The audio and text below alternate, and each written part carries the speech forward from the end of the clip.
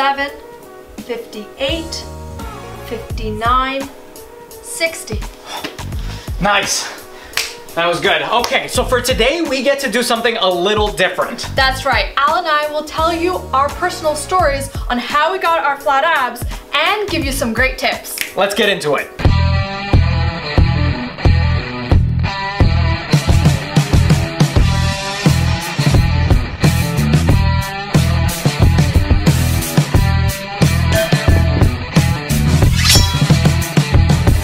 Hey, it's Al here with Extraordinary Athletes, here helping you fit fitness even into the busiest of lives. So check out some of our playlists. And don't forget to subscribe and also hit that bell notification button so that you never miss our videos. So for today, we're going to be answering an often asked question of how do ordinary athletes burn fat and achieve a flatter stomach. Al and I will share some tips and tricks so that you can get a flat tummy and also share some personal stories of how we got there. That's right, so enjoy these 3 tips for how we got our flat stomachs.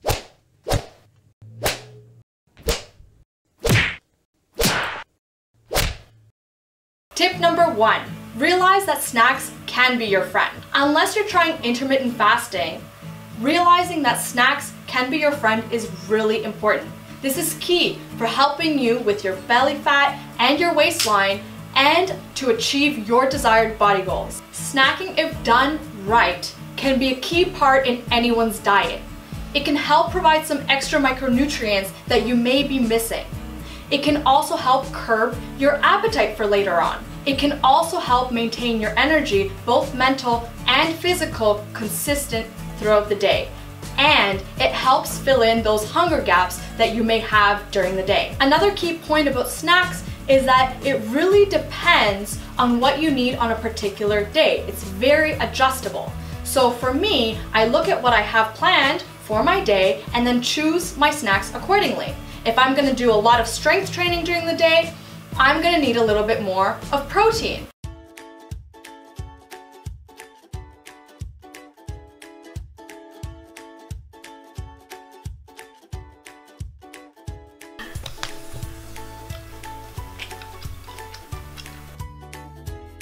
If I have a cardio session planned, I'm gonna eat a bit more carbs. Here you go. Thanks! When it comes to snacking, I like to keep things real simple. All my ingredients are whole ingredients, they're usually raw, and I like to keep them separate from one another.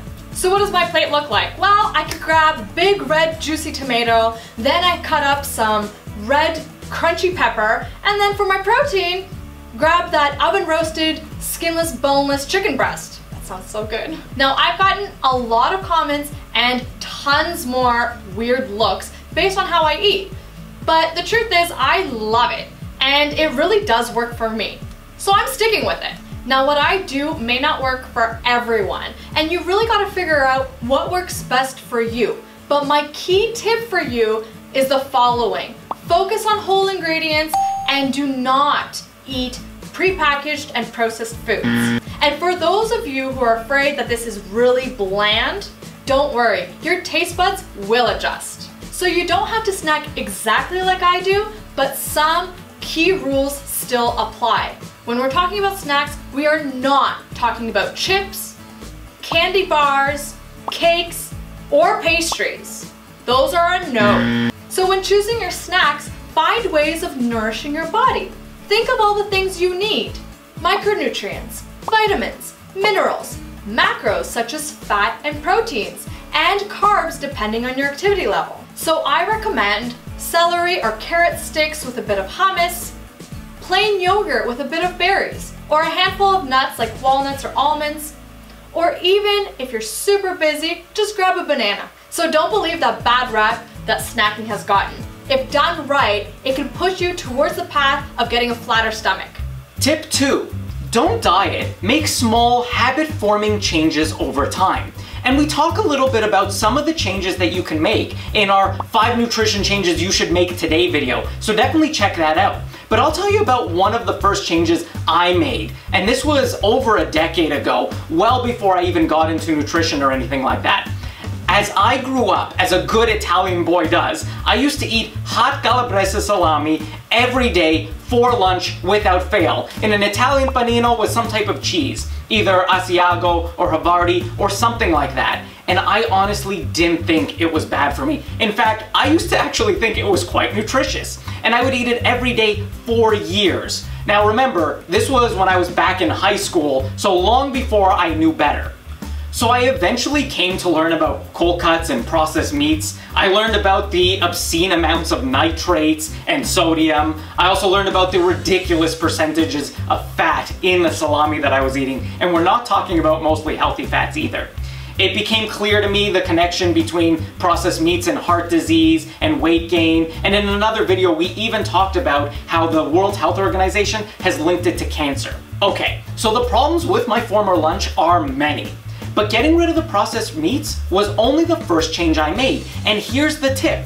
I didn't go down some temporary diet fad. No, I chose one real lifestyle change, made that change. In my case, it was changing my lunches away from the processed meats. And then once I grew accustomed to that new normal, I went on to my second lifestyle habit forming change. And that's what you should do as well. Start with one, go on to another, and so forth and so forth. And this is the exact mentality that you need in order to be able to make real positive life changes. Don't look for easy fixes. Don't turn to fat burners or supplement concoctions that often overpromise, if not outright lie, about their belly fat burning benefits. And don't turn to starvation diets either. Extreme or excessive caloric restriction and or starving yourself doesn't work in the long run. In fact, a lot of the people who try those kinds of diets end up gaining a lot of the weight that they lost back, and then some. The truth is that starving yourself can actually lower your basal metabolic rate. And without adequate nutrition, even though you may lose some fat, you're gonna lose muscle as well while you're starving yourself. And muscle is exactly what you need. It's that active tissue that you'll need more of to keep your metabolism high so that you burn fat in the long run. Plus, making sure you get in your micro and macronutrients is actually quite necessary for a lot of other health reasons as well. Starving yourself can significantly impact your ability to get to the gym and make any improvements there. In fact, if you're excessively hungry or starved, you may end up feeling extra weak, lethargic, or even faint. So remember, XOAers, be disciplined and keep it simple. Pick one change that you can make a lifelong habit out of. And then once you've mastered that, move on to the next one, and so forth. And the idea here is, even though it may seem like a slower process, you want to ask yourself not, where do I want to be tomorrow, but where do I want to be a year from now? And you'll love the benefits that you get from this kind of mentality. Tip number 3 is build some muscle. Now, a lot of people tend to forgo this, which is a huge pet peeve of ours. Yeah, absolutely. And building muscle is actually a significant contributor to fat loss and making sure you get that flat stomach you're looking for. And the key here is to distinguish between fat and weight. Keep in mind that weight includes everything. It includes fat, it includes muscle, and other things. So when you're looking on the scale, that number isn't an indicator of only the fat that you have. That's right. So keep this distinction in mind, because if you're looking for a flatter stomach, you likely want to be burning off fat specifically. Now, I may be a hard gainer, but when I started off, I actually had a little bit of a pooch, which kind of makes sense given all of those calabrese, salami, panini I used to eat. Building muscle, which is active tissue, and as I mentioned before, raises your BMR, is an important part of the process. Why? Because what it does is it actually allows you to burn calories even when you're at rest. And so I can't tell you how many people get this wrong, and I've had people come to me and ask for advice on losing weight, but insist that they don't want to build muscle because they're worried about overall weight gain. Yeah, this is particularly true for women who are afraid of lifting weights because they claim that they don't want to look like Arnold. The truth is that's not going to happen. For you to look like that, you need serious dedication, time, specific diets, workouts, pre-existing genetics, and male hormone composition. So looking like Arnold just isn't the reality for us XOAers out there. So let's dispel this Arnold myth. If you lift weights, you will gain lean muscle, burn fat, and that'll help you get those flat abs. And since you can't spot reduce fat, our advice, and honestly the advice of any trainer worth their soul, is to work out your body overall. Even if your goal is just to lose love handles or get a flatter stomach, making sure that you work out big muscle groups is going to be a significant contributor to that. So we're talking about your quads, your glutes, even your upper back. Try to build lean muscle mass and it'll help propel your fat loss goals. And as a bonus tip, really consider your water drinking habits.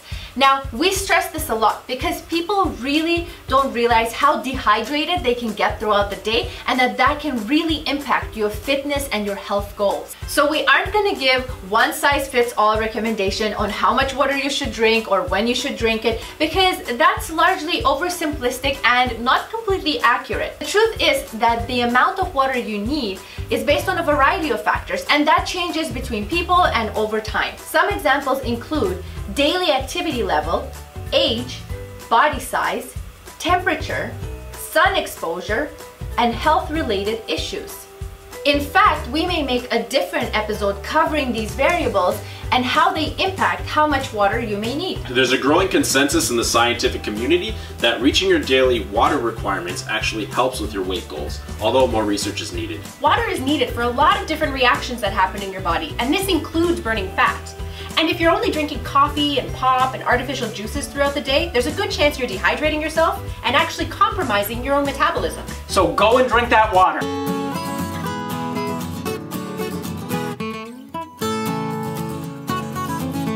But before you do, give this video a thumbs up, check out our affiliate links in the description below if you want to help us out, and thanks for watching, guys! Bye.